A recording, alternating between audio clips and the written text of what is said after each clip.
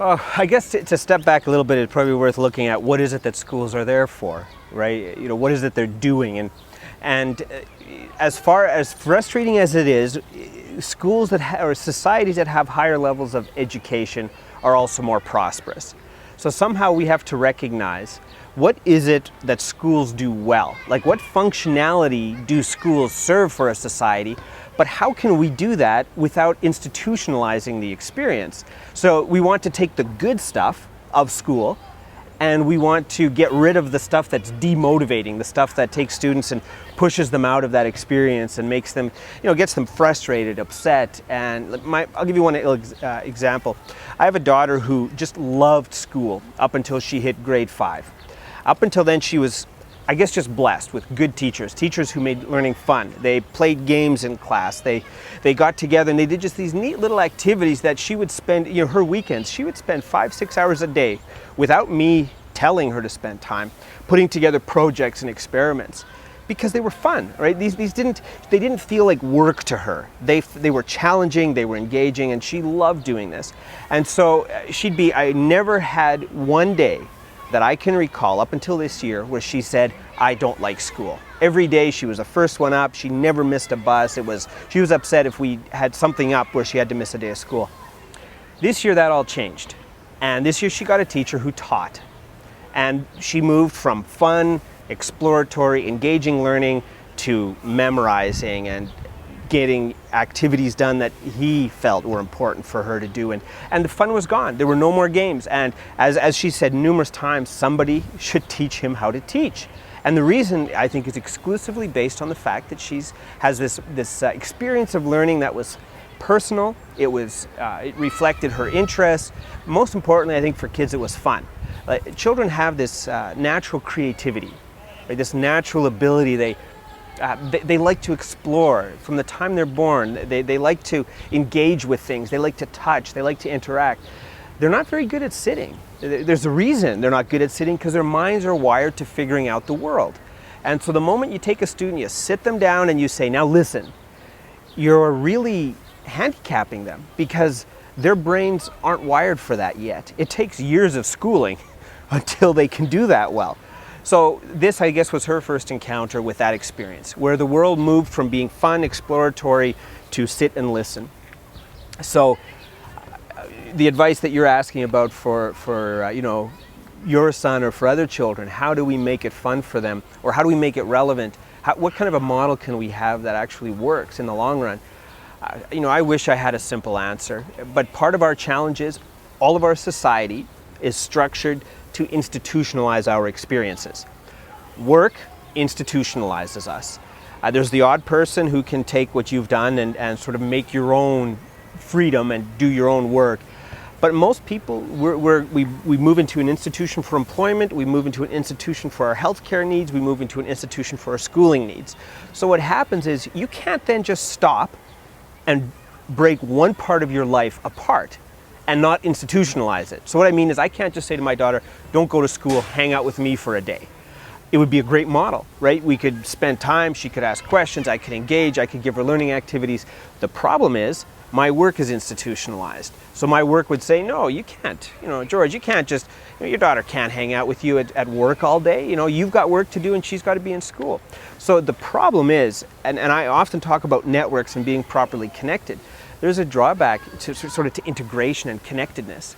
Sometimes we are so connected and so integrated that we can't change one part of the system without disrupting everything else. So if you want to disrupt your son's education, you certainly can, because you have freedom in terms of being self-employed. If I wanted to, I wouldn't have that freedom. And most of us in society wouldn't have the freedom. So the question becomes not how does Robin Good handle educating his child, because you have different options than many of us do because of life choices you've made. The question becomes, how do we take the vast majority of people who are employed by a school, employed by the government, employed by a business, how do we create a school system that works for them? They can't stop working to self-educate their child, and by the same account, they can't bring their children to work. Now, in US and Canada, there's a growing movement in homeschooling. Right? Some parents are saying, education for my child is too important.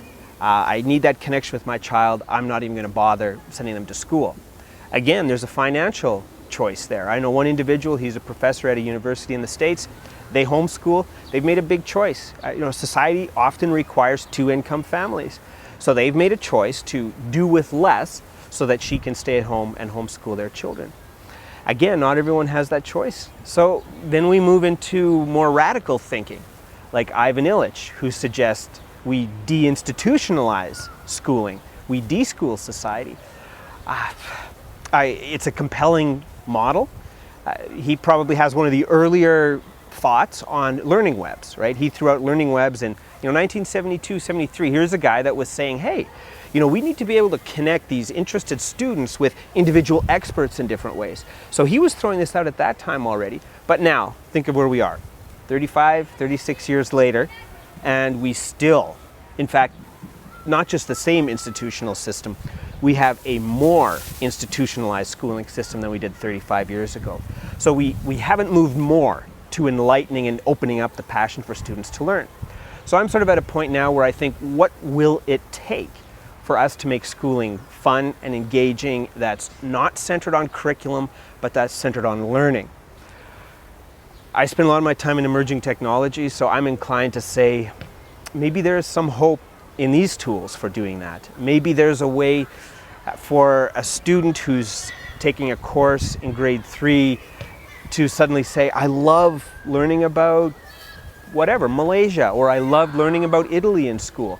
Well, now they can go online, they can watch YouTube videos, they can take virtual tours of this country, they can go into a Second Life build of this country and experience the big artifacts.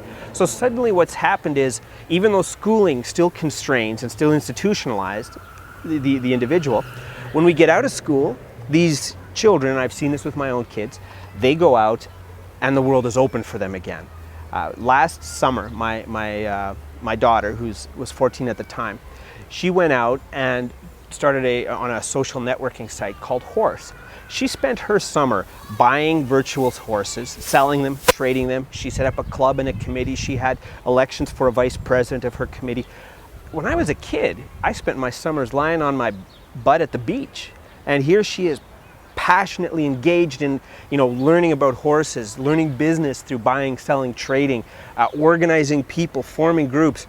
I would suspect she learned more about finance, social organization, interacting with other people during those 2 months in school than she did in her entire school year cycle. So my hope is that even though we might not yet see formal education deschooled or society deschooled, we're going to see the development of a parallel system that students can engage in based on their passions. And that parallel system is the world of social networking, the internet, the emerging technologies, the games they can play, things they can build in Sims, or courses they can take online. Again, my daughter's hugely interested in ancient Greece and the development of ancient Roman society. Open Yale, which is an initiative from Yale University where they've got first-year lectures in university available online. She loves those videos. She can listen to some exceptionally talented professors explaining the development of Roman and the development of Greek culture. 10 years ago, 5 years ago, the world wasn't open enough for her to hear this directly from world experts. So there's a lot of positives, but I still have to say, when I think of your son, I think of my children in school, I still have to say, there's a lot more work to do than we've done. But there's cracks, right? There's cracks of light coming in, and so I find that particularly motivating.